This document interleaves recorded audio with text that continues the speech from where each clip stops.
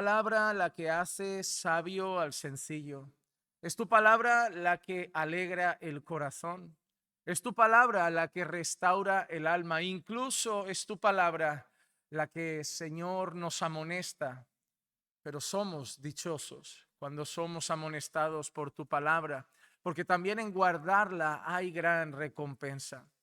Señor, que sea tu palabra el alimento de nuestra vida, porque no solo de pan vive el hombre, mas sí de toda palabra que sale de la boca tuya, Señor. Así que podamos anhelar como bebés recién nacidos que anhelan la leche pura de su madre, que nosotros así anhelemos la leche pura de tu palabra, para que sigamos por ella creciendo en la gracia y el conocimiento de nuestro Señor Jesús. Y en su nombre oramos. En el nombre de Jesús. Amén, amén y amén. Hermanos, pueden tomar asiento. Ahora sí vamos a tener un tiempo más amplio con la palabra del Señor.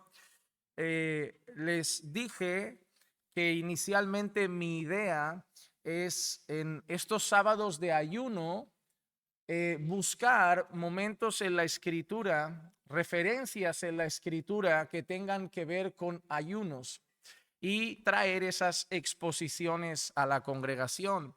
Y en este día me gustaría que reflexionemos en un capítulo del libro de Daniel. Y si pueden abrir sus Biblias ahí, porque más allá de dos versículos aparte, dos pasajes aparte que leeré paralelos, todo lo que haremos ahora es ir poquito a poco leyendo Daniel 9. Eso es lo que vamos a estar haciendo. Sí que leeré un par de referencias extras al principio para ponernos en contexto, pero lo que vamos a hacer simplemente es leer Daniel 9 y aprender de este capítulo cosas importantes para nuestra vida. He querido titular este mensaje Ayunando por un pueblo perdido. Ayunando por un pueblo perdido. Y me gustaría que empecemos la lectura y la meditación en la palabra en Daniel 9 y en los dos primeros versículos.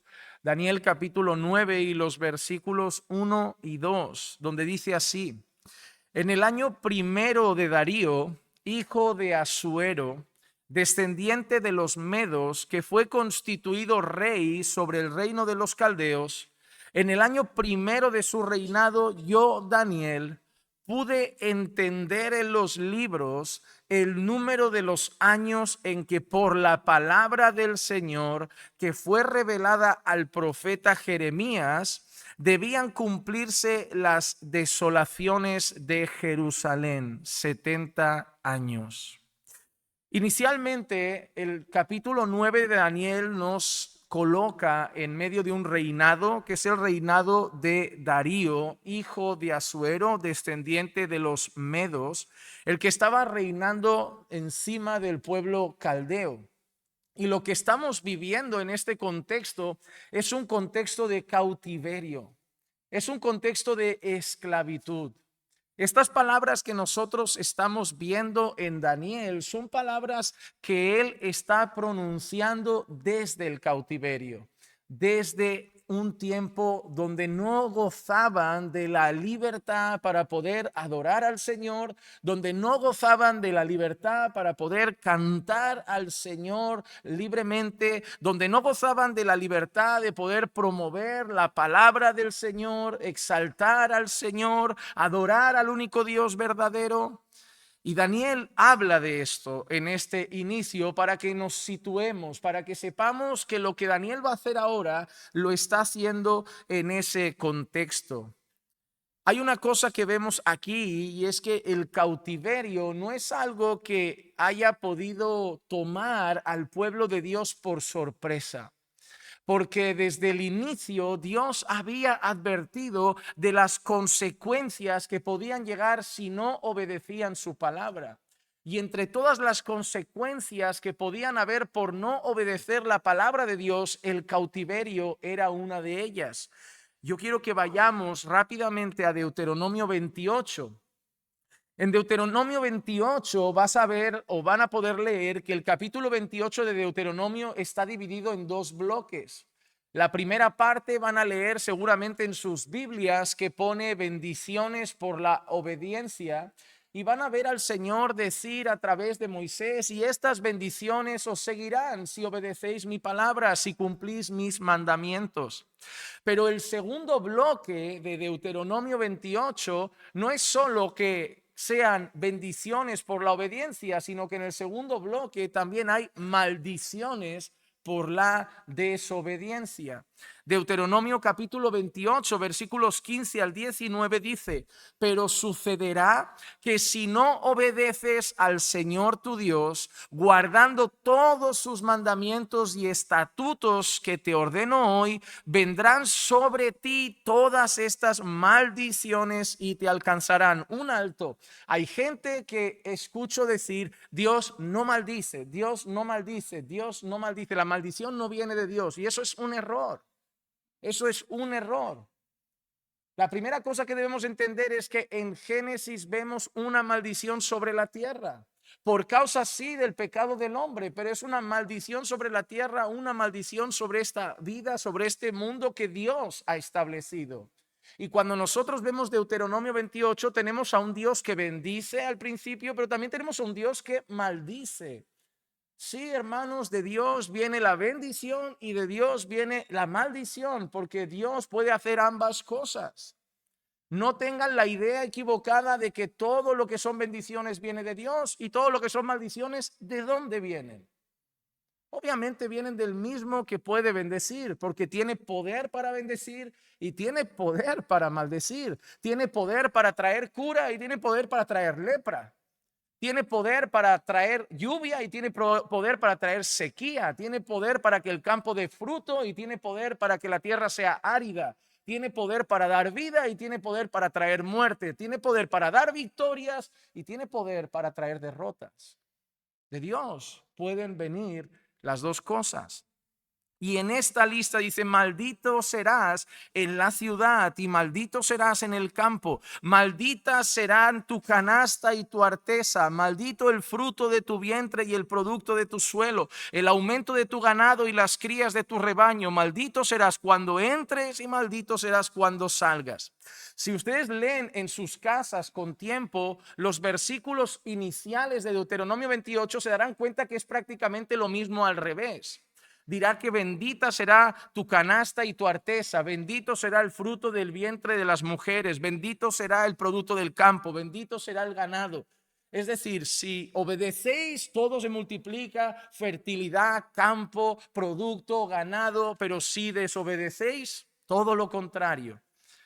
Pero en medio de toda esta lista de maldiciones que iban a llegar fruto de la desobediencia, a partir del versículo 49 de Deuteronomio 28, especifica esto: el Señor levantará contra ti una nación de lejos, desde el extremo de la tierra, que descenderá rauda como águila, una nación cuya lengua no entenderás. ¿Te das cuenta? Una nación de lejos, eso es lo que están viviendo. Una nación que desciende rauda, habla de su poder de conquista, su poder de tomar posesión de otras naciones, es lo que han vivido. Una nación cuya lengua no comprenderás, es decir, no son su idioma, no es su pueblo. Eso es lo que pasaba con los caldeos. Mira cómo sigue: una nación de rostro fiero que no tendrá respeto al anciano ni tendrá compasión del niño. Si uno estudia las invasiones de los caldeos, se darán cuenta de que no era matemos a los hombres y seamos suaves con las mujeres, con los mayores, con los niños. No, eran considerados una nación sin piedad alguna. Mira lo que dice: se comerá a la cría de tu ganado y el fruto de tu suelo. Eso habla de esclavitud, no, eso habla de que va a arrasar con todas las cosas tuyas. Tu ganado se lo va a comer esa nación, tu suelo, no vas a comer tú el fruto de lo que tú has plantado, se lo va a comer esa nación. Mira cómo sigue: hasta que seas destruido, tampoco te dejará grano, ni mosto, ni aceite, ni el aumento de tu ganado, ni las crías de tu rebaño, hasta que te haya hecho perecer. Y esa nación te pondrá sitio en todas tus ciudades, hasta que tus muros altos y fortificados, en los cuales tú confiabas, caigan por toda tu tierra, y te sitiará en todas tus ciudades por toda la tierra que el Señor tu Dios te ha dado. Y mira qué interesante, porque cuando Dios habla de esa nación que si entendemos la descripción, habla de un cautiverio, habla de una nación que va a venir, una nación feroz, una nación sin compasión, una nación que se va a quedar con tu fruto, una nación que se va a quedar con tu ganado, una nación que te va a destruir por completo. Y además da un detalle interesante. Habla de una cosa que tiene que ver con sus muros. Dice, y esa nación te pondrá sitio en todas tus ciudades hasta que tus muros altos y fortificados, y mira qué frase, en los cuales tú has confiado. La desobediencia llega cuando dejamos de confiar en Dios. El pueblo está relacionado la desobediencia con que ahora ya no confían en el Señor. Recuerdan al salmista, unos confían en carros, otros confían en caballos, pero nosotros confiamos en el Señor. Pero ¿dónde dice el Señor que ahora han puesto su confianza? Dice, en tus muros altos y fortificados en los que tú has confiado. Cuando apartamos nuestra mirada de Dios y empezamos a poner nuestra confianza y empezamos a apoyarnos en otra cosa que no es Dios, y quizá nuestros muros, hermano, nuestros muros fortificados pueden llamarse dinero. Nuestro muro fortificado, obviamente no podemos pensar en una tierra como esta, pero puede ser el dinero en donde nosotros tenemos nuestra seguridad. ¿En qué descansa el bienestar de mi familia? ¿En qué descansa la seguridad de mis hijos? ¿En qué descansa que a mi casa le vaya bien? En el muro del dinero, en el muro de mi fuerza, de mi trabajo, de mi hombría, en el muro de todo mi desempeño, en el muro de todas mis horas. Hermano, y ahí va a empezar a enfriarse tu fe, porque ya no te vas a volver dependiente de Dios. El pecado llega cuando Dios es reemplazable. El pecado llega cuando Dios en tu corazón ya no es tan necesario. Cuando Dios sirve, pero para otras cosas ya no hace falta. Es como decir, Señor, si pasa algo grave te llamo, pero en el día a día me manejo bien. Y eso es un error, hermano. Eso es un error completo. Porque nosotros no necesitamos a Dios cuando llega la grave enfermedad. Nosotros no necesitamos a Dios cuando llega la deuda. Nosotros necesitamos a Dios desde que nos despertamos hasta que nos acostamos, porque el latir de nuestro corazón es fruto de su gracia.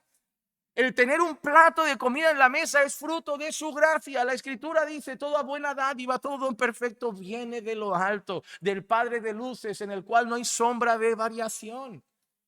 Todo lo que tenemos viene del Señor, el sustento de nuestra casa. Pero pastor, yo salgo a trabajar, yo soy el que va temprano. ¿Y quién te da la salud para trabajar? ¿Y quién te despierta para trabajar? ¿Y quién te da la capacidad? ¿Y quién te da la habilidad? Y la gente que tiene un accidente y ahora no puede trabajar. Y la gente que se rompe una pierna y no puede trabajar. Y la gente que cae en una enfermedad grave y no puede trabajar. Sí, tú te esfuerzas, pero quien te da la fortaleza es el Señor. Una gripe nos deja en cama 2 días. Un poco de fiebre nos deja tumbados una tarde entera sin fuerzas para nada. Eso nos demuestra cada día nuestra inmensa debilidad, nuestra inmensa fragilidad. Y esto nos debe llevar a ser agradecidos cada día que despertamos sin dolor, cada día que despertamos pudiendo respirar, cada día que despertamos. El otro día, recuerdo el martes, con esa pequeña crisis de tos que me daba predicando. Yo el jueves estaba agradecido solo porque no me picaba la garganta. Porque de verdad yo dije, un picor, como siguiese así, no me dejaba ya compartir la palabra. ¿Cuánto no será quedarse mudo? A mí me picaba la garganta, ya se me estaba complicando. Digo, Señor, la mínima cosa, un picor, un polvito dentro de la garganta ya me impide hacer las cosas. Y yo voy a pensar que dependen de mí. No, yo no quiero poner mi confianza en mis muros altos. En los muros altos que a veces llevo mi capacidad, mi fuerza, mi desempeño, mis habilidades, el dinero, ¿no? Porque eso me va a llevar a apartarme del Señor. Y lo que había pasado con el pueblo de Dios es precisamente eso. Habían dejado de confiar en Dios, habían puesto los ojos en otras cosas, habían caído también en idolatría, habían pecado contra el Señor, y tal como dice la palabra, se estaba cumpliendo la promesa de Dios. El mismo Dios que cuando fueron fieles les dio victorias, ahora los entregó en manos de sus enemigos. El mismo Dios que cuando eran fieles les daba abundancia en el campo, ahora había traído un campo para sus enemigos. El mismo Dios que cuando eran fieles el ganado abundaba, ahora puso su ganado en manos de sus enemigos. Dios es fiel para cumplir sus bendiciones, pero Dios es fiel para cumplir sus amenazas. Dios es fiel diciendo que quien está en Cristo verá la gloria, pero Dios es fiel diciendo que quien no está en Cristo se irá al infierno. Dios no es fiel solo para las cosas que nos suenan bien. Dios es fiel para las advertencias. El mismo Dios que dice, haz esto y te bendigo, lo cumple. Pero no olvidemos que el que dice, si no haces esto, te disciplino, lo cumple. Alabemos a Dios por su fidelidad completa, no solo por la fidelidad que nos gusta. Dios ha sido fiel y me ha sanado. También recuerda que puede poner una enfermedad, porque es fiel. La fidelidad de Dios no se traduce solo en cosas agradables a nosotros. Se traduce en cumplir su palabra. Hermano, tienes que entender que la fidelidad de Dios no es contigo, es con Él. Y a veces lo vemos de otra manera. Dios ha sido fiel conmigo. No. Dios ha sido fiel con Él. Es fiel a su palabra. Porque si Dios no cumple, lo que está en entredicho es Dios. Si Dios no cumple, lo que está en entredicho es su palabra. Imagínate que un hombre o una mujer traiciona a su esposo. Quien es desleal es la persona. Ese acto de no cumplir la promesa, ese acto de no cumplir esa lealtad, lo que demuestra es que no es una persona fiel. Si Dios no cumple su palabra, a nosotros no nos ha fallado a sus propios atributos. Pero como Dios es perfecto, santo e inmutable, podemos confiar que cumplirá siempre su palabra. Y otra cosa interesante que Daniel ha dicho en estos dos primeros versículos es lo siguiente. Dice, pude entender en los libros el número de los años en que por la palabra del Señor que fue revelada al profeta Jeremías debían cumplirse las desolaciones de Jerusalén 70 años. Y esto es interesante porque nos muestra que Daniel se ha encontrado con la palabra de Dios. Daniel ha leído la palabra de Dios y Daniel ha entendido la palabra de Dios. Y eso es algo que nos enseña también a nosotros, que nuestro deber es tomar la palabra de Dios, leer la palabra de Dios y analizar nuestro contexto a la luz de la palabra de Dios. Daniel leyó lo que había escrito el profeta Jeremías y entendió que lo que estaba pasando es lo que había escrito el profeta Jeremías, y no solo eso, sino que quedaba poco, que estaban ya casi en la recta final, pero que lo que estaba sucediendo era el cumplimiento de una promesa. Es igual que cuando nosotros vemos este mundo corrupto. Nosotros tomamos la palabra, leemos la palabra y, por ejemplo, leemos Romanos 1 y dice que Dios los entregó a pasiones vergonzosas y degradantes. Entonces nosotros vemos el mundo y lo entendemos a la luz de la palabra. A Daniel ya no le pilló por sorpresa nada, porque leyó a Jeremías y entendió que lo que estaba pasando era exactamente lo que Dios a través de Jeremías dijo que iba a pasar. Y por eso, en este mundo caótico y nervioso, la iglesia debe caminar segura, porque la iglesia no debe sorprenderse, porque Dios ha revelado en su palabra cómo van a ser el fin de los tiempos. Y nosotros no deberíamos llevarnos las manos a la cabeza como este mundo, porque nosotros debemos decir, bueno, nada nos sorprende, porque todo lo que está pasando está revelado en las escrituras. La gente solo se sorprende cuando no ha leído la historia que Dios ya ha escrito. Yo ya no me sorprendo viendo una película que ya vi. Me sorprendo la primera vez. Ahora ya no me sorprendo porque ya he leído la palabra. Entonces ya lo que pasa lo analizo a la luz de la palabra. Y Daniel entendió que lo que estaba sucediendo tenía que ver con lo que había dicho Jeremías. Vamos rápidamente a Jeremías 25, del 11 al 12, y dice: toda esta tierra será desolación y horror, y estas naciones servirán al rey de Babilonia 70 años. Entonces ahí entendemos que esto es lo que Daniel ha leído. 70 años, pero mira que dice también Jeremías: después que se hayan cumplido los 70 años, castigaré al rey de Babilonia y a esa nación por su pecado, por su iniquidad, declara el Señor, y a la tierra de los caldeos la haré una desolación eterna. Ahora, esto es lo asombroso de Dios. Dios usa una nación para castigar y luego castiga a la nación por la maldad que ha hecho. Es asombroso. Y ahí alguien puede llevarse la mano a la cabeza y decir, pero eso no es justo, porque Dios los ha usado para que hagan eso. Pero Dios no ha usado un angelito que ha vuelto malvado para que haga el mal. Dios ha dicho, aprovecho que ya sois bastante malos y me vais a servir para este propósito. Que nadie piense, ¿cómo Dios los puede castigar si Él mismo los ha usado para castigar? Porque ellos son malvados de por sí. Lo que pasa es que Dios ha utilizado su propia maldad para un propósito y luego castigará su maldad.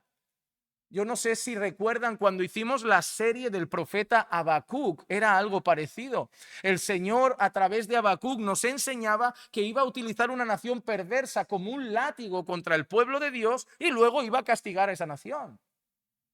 Dios puede usar un malvado y luego castigarlo por su maldad. No es inconsistente. Eso nos habla de que Dios es justo y soberano, las dos cosas. Entonces Daniel sabe dónde se encuentra. Daniel sabe que lo que está pasando es fruto del pecado. Daniel sabe que lo que está pasando es fruto de la desobediencia. Y Daniel sabe que lo que está pasando es lo anunciado por el profeta Jeremías en esos 70 años de cautiverio babilónico. Pero ahora el cautiverio se acerca a su fin, pero eso no significa que Daniel deja de clamar. Daniel 9 y el versículo 3, y ahora sí pueden tener Daniel 9 abierto porque no me voy a mover de allí el resto de tiempo. Dice así, volví mi rostro a Dios el Señor para buscarle en oración y súplicas y en ayuno, cilicio y ceniza. Ahora, el cautiverio no está en el principio, está avanzado y aún así Daniel, que ya sabe cuándo va a acabar, que ya sabe cómo va a terminar la cosa, que ya sabe todo, no deja de orar por eso. Y esto nos enseña algo. Hay gente que solo ve la oración en el momento de lo he hecho mal, voy a orar a pedir perdón y luego ya no. Daniel ve la oración y el ayuno como algo continuo. Ya sé que esto va a acabar, ya sé que dura 70 años, ya sé que llegará a su fin, ya sé que Dios castigará a los caldeos, pero aún así yo quiero orar, yo quiero ayunar, yo quiero mostrar mi quebranto delante del Señor. Es una manera de mostrar que el propósito del cautiverio ha dado su fruto. Porque ¿cuál es el propósito del cautiverio? La santificación del pueblo. ¿Cuál es el propósito de la disciplina de Dios sobre nosotros? La santificación nuestra. Dios no usó el cautiverio simplemente para lastimar la nación. Dios usó el cautiverio para que volvieran su rostro al Señor. De la misma manera, Dios puede usar cosas graves en tu vida con el único propósito de que vuelvas tu rostro al Señor. Y eso es una muestra de amor. Porque alguno podría pensar, no, Dios ha sido malo y cruel porque les ha llevado cautivos. No, lo malo y cruel hubiera sido dejarlos en desobediencia. Dios los amó tanto que los llevó cautivos un tiempo para que volvieran a Él. Lo peor que puede hacer Dios es dejarte en tus pecados. La disciplina es su mayor muestra de amor. Si empiezas a pecar y apartarte del Señor, lo más terrible que Dios te podría hacer es dejarte ahí, sin hacerte nada, cómodo en tu pecado. Pero Dios te ama tanto que prefiere quebrarte una pierna para luego traerte como una oveja, otra vez, en los lomos del buen pastor. La disciplina del Señor es una evidencia de su amor para con nosotros. Y ahora lo que pretendo hacer es simplemente con todos que podamos leer la oración de Daniel. Daniel dice que ha hecho ayuno, cilicio y ceniza, que era una muestra de quebranto, de arrepentimiento, de dolor, de arrepentimiento genuino. Y también ha hecho oración y súplicas. Y usualmente van a ver que ayuno siempre va acompañado de oración. Incluso en aquella escena donde los discípulos de Jesús no pudieron echar fuera unos demonios y Jesús llega y les dice esa frase que la mayoría conocen, este género no sale sino con ayuno y oración. Normalmente cada vez que vean ayuno en la Biblia van a ver ayuno y oración y sobre todo en el Antiguo Pacto van a ver también cilicio y ceniza. porque la mayoría de veces en el antiguo pacto el ayuno es una evidencia de dolor, quebranto y arrepentimiento. Lo veremos en otros ayunos cuando analicemos, por ejemplo, el ayuno de Nínive, cuando analicemos el ayuno de David, cuando está pidiendo para que Dios tenga misericordia y no mate al bebé. Analizaremos esas escenas. Pero hoy quiero que veamos la oración de Daniel. En medio de este ayuno, en medio de este momento de ayuno personal de Daniel, hace una oración. Y hermanos, sé que muchas veces hemos recomendado, ¿verdad?, el libro El Valle de la Visión de Arthur Bennett, de oraciones, pero antes de orar, antes de leer El Valle de la Visión, antes de leer el libro de Arthur Bennett, lee las oraciones de la Biblia.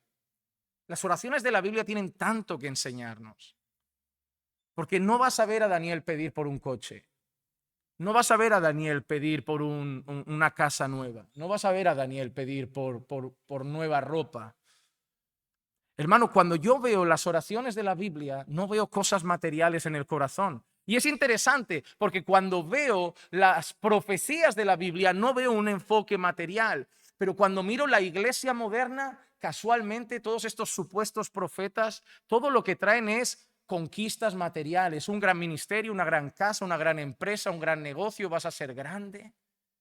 Y yo digo, ¿será que la gente no se da cuenta que los profetas estos que aparecen no se parecen en nada a los de la Biblia? ¿Se da cuenta que su mensaje no tiene nada que ver? Que ya no solo no hay fundamento para ellos teológicamente, sino que su propio mensaje y vida no se parece en nada a Daniel, a Jeremías, a Habacuc, a Isaías. Vamos rápido a leer la oración de Daniel 9 y vamos a simplemente mencionar puntos importantes que no quiero que solo escuchen, hermano, que atesoren para que esto afecte a sus oraciones y a mis oraciones. Orar bíblicamente no significa solo orar con una teología correcta. Orar al Padre en el nombre de Jesús y bajo la guía del Espíritu. No, también es orar por los motivos correctos. Y las oraciones bíblicas nos enseñan a orar por los motivos correctos. Así que voy a mencionar y tengo que ir rápido y ya les pido disculpas porque son 1, 2, 3, 4, 5, 6, 7, 8 y creo que más, 9, 10. 10 cosas en 30 minutos. Me sale a 3 minutos por punto. Así que ya saben a qué ritmo lo voy a hacer. Pero quiero darlo completo. Es solo un análisis general. 10 cosas que veo en la oración de Daniel. Número 1, una oración que exalta la fidelidad y la rectitud de Dios. Daniel 9, versículo 4. Y oré al Señor mi Dios e hice confesión y dije: ay Señor, el grande y temible, que guarda el pacto y la misericordia para los que le aman y guardan sus mandamientos. El Señor es fiel, el Señor es recto. Y es lo primero que hace Daniel. Lo primero que hace Daniel es: no estamos mal, estamos sufriendo, Señor. No, Señor, eres fiel. Nos merecemos esto. Porque tú guardas tu pacto y tú lo dijiste. Si hacemos caso irá bien, si no hacemos caso irá mal. Entonces eres fiel, lo has cumplido. ¿Cómo nos vamos a quejar si tú nos lo dejaste escrito? Mira, si lo hacéis bien, os cuido. Si lo hacéis mal, castigo. Señor, has cumplido tu palabra. Y hermano, el corazón de alguien que es capaz de alabar a Dios por su castigo es alguien que se ha arrepentido de verdad. Alguien que ya no se justifica, alguien que no busca dar la vuelta y decir: Señor, pero no, Señor, me lo merezco. Eres fiel, eres fiel. Lo que me está pasando es justo. Tú eres justo cuando castigas, eres justo cuando condenas, eres justo cuando disciplinas. Nos encanta decir que Dios es fiel y justo cuando hace lo bueno, pues alabemos la fidelidad de Dios en el castigo. Y ¿sabes qué? Esto me da consuelo. Porque si Dios no fuera fiel para castigar, si Dios no fuera fiel para condenar, yo estaría hirviendo de rabia viendo la cantidad de corruptos, asesinos, abusadores que se van a la tumba como reyes. Y parece que aquí se han librado de todo. Han robado al pueblo, han abusado de niños pequeños, han maltratado personas, han golpeado mujeres, han pegado a niños, han hecho cosas. Y después de traficar, destrozar vidas, se van a la tumba habiendo vivido en mansiones, con yates, a cuerpo de rey. Pero me queda un consuelo. Me queda el consuelo de que se han librado de jueces, han podido comprar a la policía, pero Dios es fiel y va a haber un juicio y van a arder en el infierno por sus propias obras. Porque a mí no me daría consuelo que alguien que ha hecho toda esa maldad, luego el Señor diga, bueno, soy tan bueno que te dejaré estar en la gloria. No, Dios es fiel y los va a condenar. Dios es el juez que no se soborna. Dios es el juez que no se compra. Dios es el juez al que nuestros millones no le sorprenden porque es el dueño del oro y la plata. Podrá llegar ahí Pablo Escobar, podrá llegar el mayor narcotraficante del país que sea, el mayor narcotraficante de México, de Colombia, de Italia, la mafia de donde sea, no servirá delante de aquel que todo lo juzga con justicia. Si no están en Cristo, arderán en el infierno, porque Dios es fiel. Y lo primero que vemos es nuestro llamado a exaltar la fidelidad y rectitud de Dios, incluso en sus condenaciones. Segunda cosa que vemos, una oración que reconoce sus pecados. Una oración que reconoce sus pecados. Versículos 5 y 6 dice, hemos pecado. Y a mí esto me encanta. Porque Daniel no dice, han pecado. Daniel no dice, qué mal está la iglesia, Señor.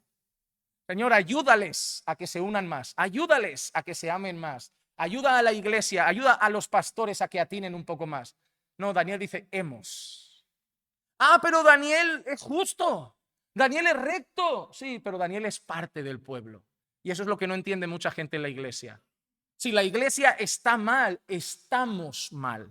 No está mal ella y yo estoy bien. Estamos. Un pastor tampoco puede mirar a la iglesia como están mal, yo soy aquí el que lo intenta hacer todo bien. No, un pastor debe mirar a Moisés. Si los matas, me matas con ellos, porque yo soy su responsable. Si ellos están mal, estamos mal. Algo he hecho yo mal. El concepto de comunidad, eso no puede salir de nuestro corazón. Pero eso está desapareciendo en muchas vidas. Los hermanos están mal, las hermanas están mal, los hermanos son así. No, estamos. Somos un grupo. Cuando una familia anda mal, no buscamos quién la está rompiendo. La familia está mal. Algo falla en la familia, algo está roto en la familia. Somos una familia. Daniel no se aparta y dice, el pueblo ha pecado y por eso estoy pagando con ellos. No hemos. Y cualquiera diría, Daniel, tú no hiciste nada. Tú siempre fuiste fiel. Tú siempre honraste a Dios. Tú eres parte de ese remanente que siempre ha obedecido. Pero soy parte del pueblo. Soy parte del pueblo. Y eso es algo que debemos cultivar, hermano, incluirnos en esa parte del pueblo. Porque cuando te excluyes y algo no te gusta, te vas. Pero cuando tú te sientes parte y algo no te gusta, te quedas a arreglarlo. Yo no miro a la iglesia pensando, algo está mal, me canso, me voy, me muevo o me voy a pastorear otro sitio. Digo, no, me quedo y lo arreglo. Soy parte de aquí, soy parte de esta comunidad. Vamos a trabajar juntos. Falta unidad, voy a hacer de mi parte. Falta amor, voy a hacer de mi parte. Falta lo que sé, yo voy a hacer de mi parte. Porque yo soy parte, ¿no?, de la comunidad. Daniel se incluye, dice, hemos pecado, hemos cometido iniquidad, hemos hecho lo malo, nos hemos rebelado y nos hemos apartado de tus mandamientos y de tus ordenanzas. No hemos escuchado a tus siervos los profetas que hablaron en tu nombre a nuestros reyes, a nuestros príncipes y a nuestros padres y a todo el pueblo en la tierra. Mira lo que dice, hemos ignorado a los profetas. ¿Recuerdan lo que dice Hebreos? En el tiempo pasado Dios habló a los padres de muchas maneras por los profetas. Él usaba a los profetas para hablar al pueblo. ¿Y qué dice Daniel? No hemos hecho caso a los profetas. ¿Qué es Daniel? Profeta. O sea, Daniel sabe que ni a él le hacen caso, pero él se incluye. Yo soy parte de toda esta comunidad que está mal. A pesar de que Dios también muestra su favor para con Daniel y lo sabemos en su historia. Pero Daniel no se aparta y lo primero que hace después de exaltar la rectitud de Dios es reconocer la maldad, el pecado. Hermanos, nuestras oraciones tienen que reconocer de frente nuestros pecados. Hermano, no debes justificarte nunca por tu pecado. O tomas el ejemplo de Daniel o tomas el ejemplo de Adán. ¿Y cómo es el ejemplo de Adán? Yo lo hice porque la mujer. O tomas el ejemplo de Eva. Yo lo hice porque la serpiente. O tomas el ejemplo de Daniel. He pecado. Hemos pecado y ya, no hay que darle vueltas. Ya, pero, hermano, me provocó, no importa, pero me hizo primero, no importa, a quien más le hicieron es a Jesús y no pecó. Eso nos muestra que la fidelidad no depende de los demás, depende de nuestro corazón. Adán pecó en el Edén, Jesús fue fiel en el desierto. El contexto no importa, importa nuestro corazón. Podemos ser fieles en Babilonia, podemos ser fieles en Egipto y podemos perdernos en la iglesia. No importa lo de fuera, importa mi fidelidad al Señor y nosotros debemos reconocer cuando hay pecado, nuestro pecado y hermano, confesarlo con total sinceridad. Número 3, una oración que se humilla ante esa justicia de Dios. Versículos 7 y 8. Tuya es la justicia, oh Señor, y nuestra la vergüenza en el rostro, como sucede hoy a los hombres de Judá, a los habitantes de Jerusalén y a todo Israel, a los que están cerca y a los que están lejos, en todos los países a donde los has echado a causa de las infidelidades que cometieron contra ti. Oh Señor, nuestra es la vergüenza del rostro y de nuestros reyes, de nuestros príncipes y de nuestros padres, porque hemos pecado contra ti. Dios, tú eres justo y nosotros pasamos vergüenza. Y a mí me hace mucha gracia que a veces escucho personas decir, Dios no te dejará ser avergonzado. Nuestra es la vergüenza. La vez que veas en la Biblia, Dios no te dejará ser avergonzado, está unido a la fidelidad. No es, vas a vivir como te da la gana y Dios no dejará que seas avergonzado. Al contrario, en la propia palabra, en situaciones de disciplina, incluso vemos en el Nuevo Testamento diciendo, corrígelos en público para que sean avergonzados. Porque tristemente somos un pueblo que si no pasamos vergüenza, si no nos humillan un poco, si no vemos ojos mirándonos y sabiendo todas nuestras faltas, somos capaces de seguir haciéndolas en secreto. Y Dios conoce tanto nuestra maldad, a veces es necesario decir, todo el mundo lo va a saber y te va a doler un montón, pero esa vergüenza te va a ir bien. Porque mientras esté escondido, nadie lo sepa y no pases vergüenza, sigues ahí, pero lo voy a sacar. Soy especialista en hacer lo contrario a Satanás. Él sabe tapar para dejarte ahí, yo saco a la luz. Y saco a la luz, pero Señor, ¿es para avergonzarme? Sí. Primero vergüenza y luego santificación. Necesito que seas avergonzado para que luego seas santificado. Esta oración está humillada ante la justicia de Dios. Está diciendo, Señor, lo que me está pasando es vergonzoso, pero es más que merecido. Yo me lo he buscado. Me he buscado esta vergüenza, me he buscado esta situación, me he buscado esto que está pasando. Nuestras oraciones deben ser humildes. Hermano, la única postura aceptable de alguien delante de Dios se llama humillación. Delante de Dios no se puede tener otra. No vale otra. Delante de Dios nadie puede levantar la cabeza y engrandecerse. Nadie. Porque o bien nos humillamos por nuestros pecados, o bien nos humillamos por la gracia recibida. Pero nadie puede levantarse ante Dios y decir, yo soy fuerte. No. O a veces decimos, Señor, lo estoy pasando mal y yo me lo he buscado y por eso estoy humillado. O incluso cuando todo está saliendo bien, Señor, estoy humillado porque sé que todo es fruto de tu gracia. Ante Dios la única postura válida es humillar el rostro. Y lo que vemos en esta oración es esto, un pueblo que se humilla, un Daniel que reconoce que la vergüenza que están pasando es fruto de que Dios es justo. Tuya es la justicia, nuestra la vergüenza. Y no ha cambiado eso, ¿eh? Suya sigue siendo la justicia y nuestra sigue siendo la vergüenza. Y llegado a ese punto, después de reconocer su rectitud y fidelidad, de exaltar su justicia, de reconocer sus pecados y su vergüenza, ahora pide una cosa. ¿Y qué pide? La necesidad de misericordia.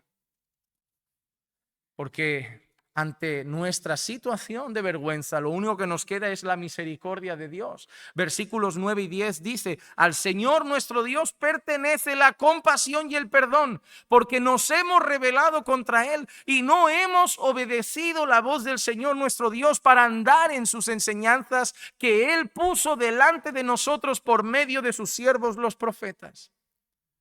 ¿Qué es lo único que nos resta? ¿Qué es lo único que podemos tener ahora? ¿Qué es lo único en lo que podemos esperar? En su perdón y compasión. Si Él nos quiere fulminar, tiene todo el derecho. Hermano, una vez escuché a un predicador decir algo que me hizo pensar, y es cierto. Si después de haber vivido toda la vida en la iglesia, si después de haber vivido toda mi vida sirviendo a Dios, si después de haber vivido toda mi vida predicando la palabra, si después de haber vivido toda mi vida intentando vivir en santidad, si después de haber vivido toda mi vida luchando con el pecado, si después de haber vivido toda mi vida intentando servir a su pueblo, amanezco en el infierno, sigue siendo justo. Sigue siendo justo. Porque no soy perfecto. No soy digno del cielo. Es fuerte pensar eso. Pero pastor, entonces me voy al mundo porque... No, yo solo quiero que sepas que sería justo. Que la gracia es lo único que nos separa de la condenación, que nada más. Pero ahora estoy luchando con el pecado, pero te pregunto, ¿pecas? Vale, estás luchando, pero la pregunta no es si estás luchando, solo la pregunta es, ¿pecas? ¿Y el salario del pecado cuál sigue siendo? La muerte. Por lo tanto, lo único que nos separa de la condenación es la gracia de Dios por medio de Cristo. Nada más, porque seguimos fallando. No practicamos el pecado por su gracia, porque si nos quitara su gracia volvíamos al estiércol. No practicamos el pecado por la obra de su Espíritu, porque si no tuviéramos al Espíritu Santo, volveríamos a practicar el pecado. Es que todo lo que somos es fruto de su gracia. Y la garantía de nuestra salvación es fruto de su gracia. Porque al pecador solo le queda una cosa: tuyo es el perdón y la compasión. Lo único que hago es agachar la cabeza y esperar que tengas misericordia de mí. Cuando fallo a Dios y puedo notar incluso su mano tratando conmigo, yo no puedo levantarme y decir, tú tienes que perdonar. No, Señor, me merezco todo lo que pasa, pero yo imploro por tu compasión. Te ruego. Sé que eres un Dios que perdona, sé que eres un Dios compasivo. Y si puedes, Señor, dame nuevamente de tu compasión. Ayúdame. Pero la pido, no la exijo, porque no la merezco. ¿Cómo le exijo a Dios lo que no merezco de Dios? Yo le pido, Señor, ten piedad de mí. Ten compasión de mí. Ten misericordia de mí. No la merezco, pero tenla por Cristo. Por Cristo. Y si no fuera por Él, ni la pediría. Siguiente punto, vemos una oración que se incluye en una comunidad, algo que hemos visto al principio, lo volvemos a ver ahora y lo destaco en el versículo 11. Ciertamente todo Israel ha transgredido tu ley y se ha apartado sin querer obedecer tu voz. Por eso ha sido derramada sobre nosotros la maldición y el juramento que está escrito en la ley de Moisés. ¿Qué juramento que está escrito en la ley de Moisés? Lo que hemos leído. Ha sido derramado sobre nosotros la maldición y el juramento que está escrito en la ley de Moisés. ¿Cuál? Estas maldiciones vendrán sobre vosotros si no obedecéis. Él lo reconoce. Dice, siervo de Dios, porque hemos pecado contra Él. Pero mira lo que dice, todo Israel ha transgredido tu ley. Y ahora yo te pregunto, ¿todo Israel había transgredido su ley? No. ¿Había un remanente fiel? Sí. ¿Había gente que había honrado a Dios? Sí. Pero nuevamente ese sentimiento de comunidad. Nosotros tenemos la tendencia a decir, yo lo he hecho bien, entonces yo no tengo que pagar por esto. No, si soy parte de una comunidad, tengo que entender que cuando Dios bendice esa comunidad, yo disfruto, y cuando Dios reprende esa comunidad, yo lo enfrentaré, aunque yo no haya sido el causante principal de lo que está pasando. Ahora te pongo la idea de un hijo. Imagínate un hijo que su padre toma un mal rumbo en su vida, empieza a jugar a las máquinas, gastarse el dinero en las tragaperras. El pecado es del padre, quien lo paga es la casa.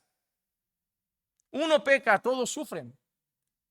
Pero si un padre es disciplinado, si un padre es un buen administrador, trabaja duro, es atento, él lo hace con esfuerzo, pero quien se beneficia es la familia. Esa es la realidad de las comunidades. Si un pastor se desvía, si el púlpito se desvía, si un pastor empieza a hacer barbaridades, no lo paga solo el pastor, lo paga la congregación. Si dos hermanos o dos hermanas se pelean, tienen pleito, empiezan a hacer grupillo y a hacer chisme, yo no he hecho chisme, pero el ambiente se estropea para todos, el clima se pone pesado para todos, todos sufrimos las consecuencias y por eso decimos arréglense ya, porque lo estamos pagando nosotros también. Ese es el sentido que tenemos que tener de comunidad y por eso no puedes pensar, son mis pecados, a nadie le importan. Sí, si eres parte de una comunidad nos importan y nos afectan. ¿Qué pasa cuando un matrimonio que era miembro de la iglesia se divorcia? ¿Con quién nos quedamos? ¿Olvidamos a uno? ¿Hacemos solo caso al que se queda? ¿Al otro lo ignoramos? ¿Buscamos quién es más malo? ¿Apoyamos más a la víctima? ¿Dejamos al verdugo? Pero los dos eran nuestros hermanos. ¿Y ahora qué hacemos cuando llegue con otra persona? ¿Seguimos orando por el otro, que era nuestro hermano, que venía aquí? ¿O recibimos de brazos abiertos al nuevo? ¿Cómo va esta historia? Su decisión nos afecta a todos en gran manera. No podemos ser tan egoístas de pensar, son mis pecados. No, siempre que vivimos en comunidad son nuestros pecados.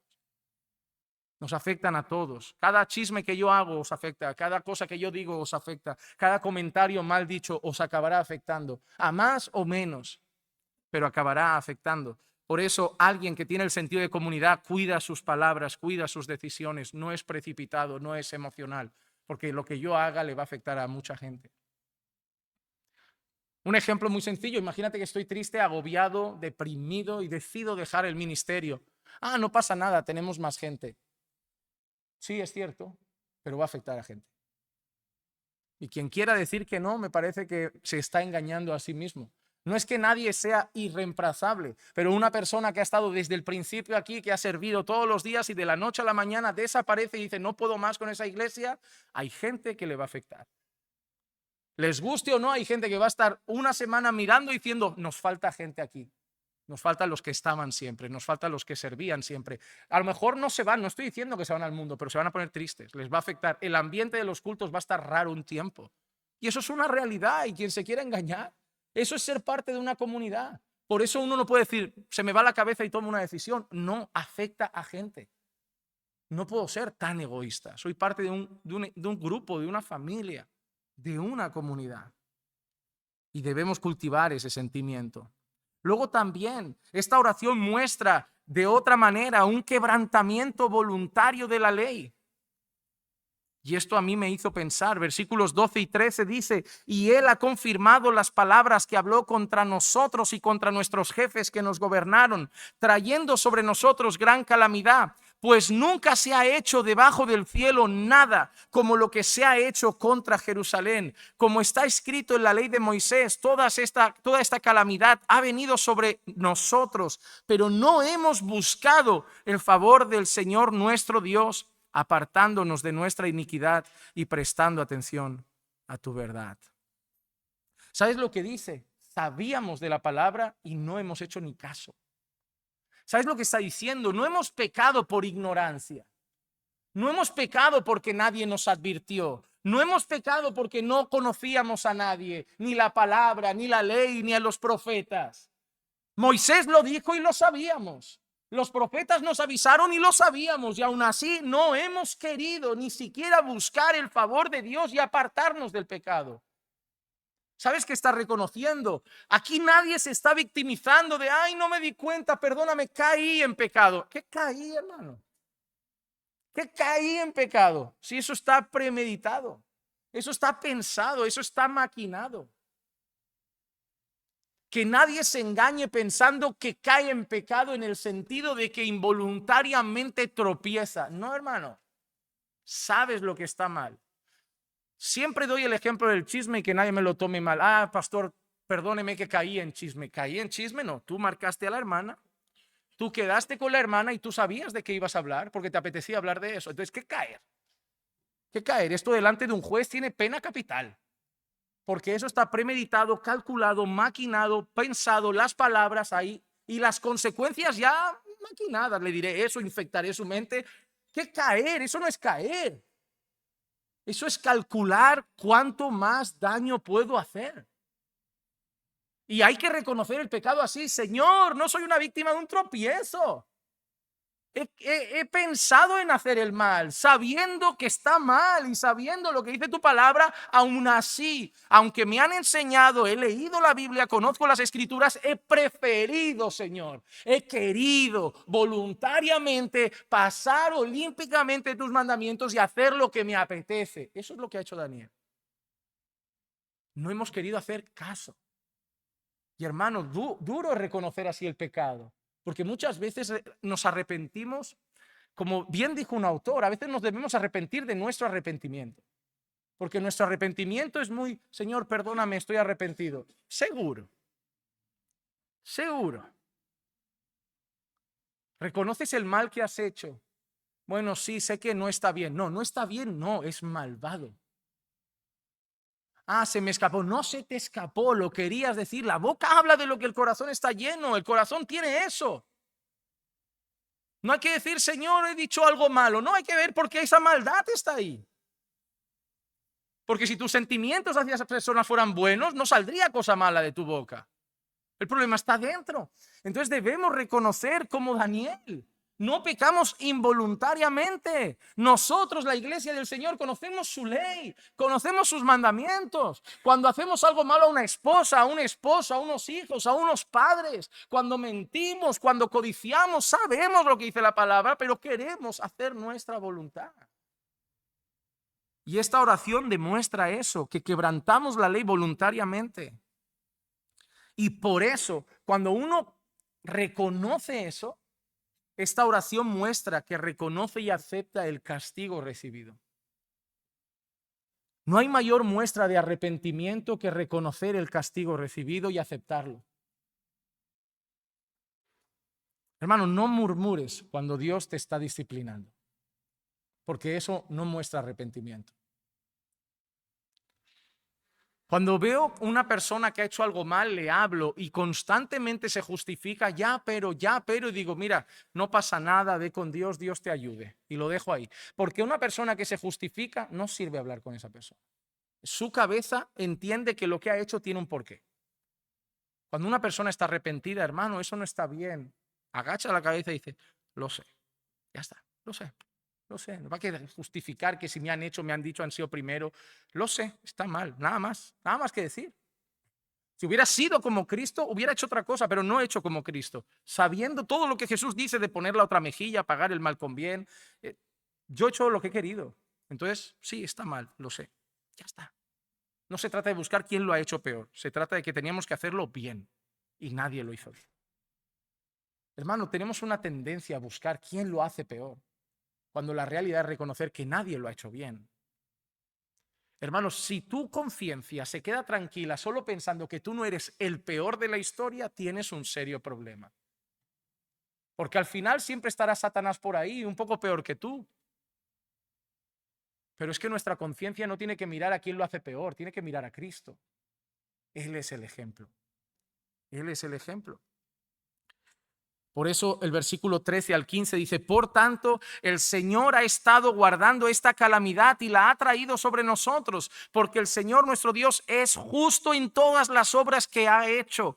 Pero nosotros no hemos obedecido su voz. Y ahora, Señor Dios nuestro, que sacaste a tu pueblo de la tierra de Egipto con mano poderosa y te has hecho un nombre, como hoy se ve, hemos pecado, hemos sido malos.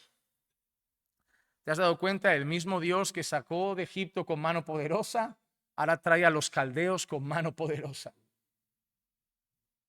Pero ellos reconocen y aceptan el castigo. Hemos pecado, y mira qué frase, hemos sido malos. Hablaba ayer con unos hermanos y les decía que le cuesta mucho a los padres reconocer que sus hijos son malos. Ah, mi hijo es travieso, no es malo. Por ejemplo, cuando tú corriges a tu hijo, normalmente le dices, eso está mal, eso está mal, eso está mal. Entonces tu hijo puede llegar a pensar que es un buen muchacho que hace cosas malas. Un buen padre cristiano que quiere que su hijo reconozca que es un pecador, le va a decir, hijo, eso está mal. ¿Y sabes por qué lo haces? Porque tú eres malo. Porque si fueras bueno, no harías cosas malas. Porque un árbol malo no da buen fruto y un árbol bueno no da mal fruto. Pero las madres, sobre todo, que tienen esa tendencia a idolatrar a sus cachorros, mi hijo no es malo, que nadie ose decir que mi hijo es malo, ya te lo dice Dios, no hay nadie bueno. Tu hijo entra en eso de nadie. Tu hijo es malo. Y la maldad está en su corazón. Por eso Dios dice, disciplínalo para quitar esa necedad del corazón que ya la tiene de fábrica.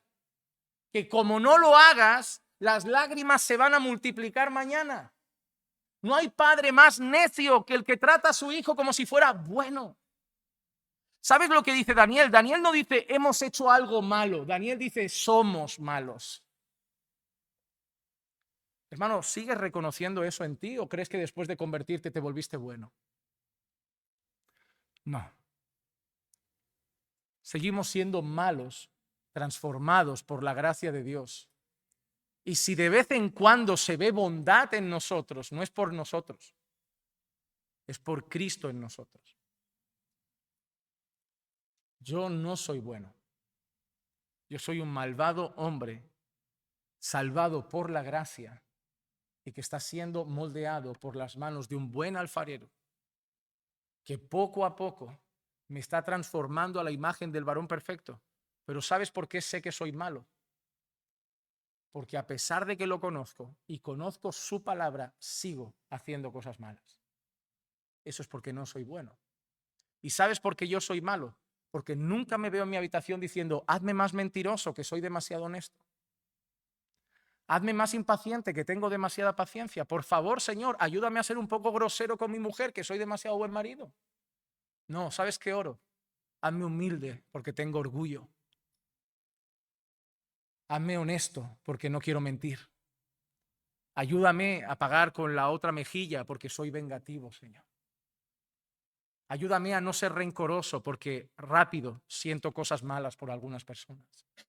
Y eso me recuerda que aunque soy salvo, sigo siendo un hombre malo que necesita de la gracia del Señor. Pero en medio de todo esto vemos una oración que ahora pide restauración y lo vemos en el versículo 16 al 17. Oh Señor, conforme a tus actos de justicia, apártese ahora tu ira y tu furor de tu ciudad, Jerusalén, tu santo monte, porque a causa de nuestros pecados y de las iniquidades que hemos de nuestros padres, Jerusalén y tu pueblo son el oprobio de todos los que nos rodean. Y ahora, Dios nuestro, escucha la oración de tu siervo y sus súplicas y haz resplandecer tu rostro sobre tu santuario desolado. Pero lo más maravilloso es lo que dice, por amor de ti, Señor, porque nosotros no lo merecemos. ¿Sabes por qué dice por amor de ti? Para que tú vuelvas a ser glorificado, porque no te estamos dando la gloria. Tu deseo de ser restaurado no es para que tú estés bien. Tu deseo de ser restaurado es para que tu vida vuelva a darle la gloria a Dios. Tu deseo de ser restaurado es, Señor, la manera que he vivido no te da la gloria. Yo soy tu hijo y tengo que vivir para darte la gloria. Por eso te pido, arréglame, restáurame para volver a darte la gloria. Las consecuencias no me importan, pero déjame volver a darte la gloria con mi vida. Qué hermoso, ¿eh? ¿Por qué pides ser restaurado? ¿Para volver a estar tranquilo y no tener problemas o para que tu vida vuelva a mostrar a Cristo otra vez? Daniel dice, por amor de tu nombre, Señor, para que este pueblo vuelva a ser tu pueblo, para que este pueblo vuelva a invocar tu nombre y para que todo el mundo vuelva a saber que Dios es el Señor. Mira cómo aprendemos de una oración.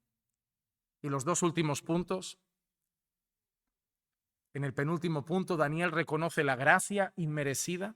Versículo 18, inclina tu oído, Dios mío, y escucha, abre tus ojos y mira nuestras desolaciones y la ciudad sobre la cual se invoca tu nombre, pues no es por nuestros propios méritos.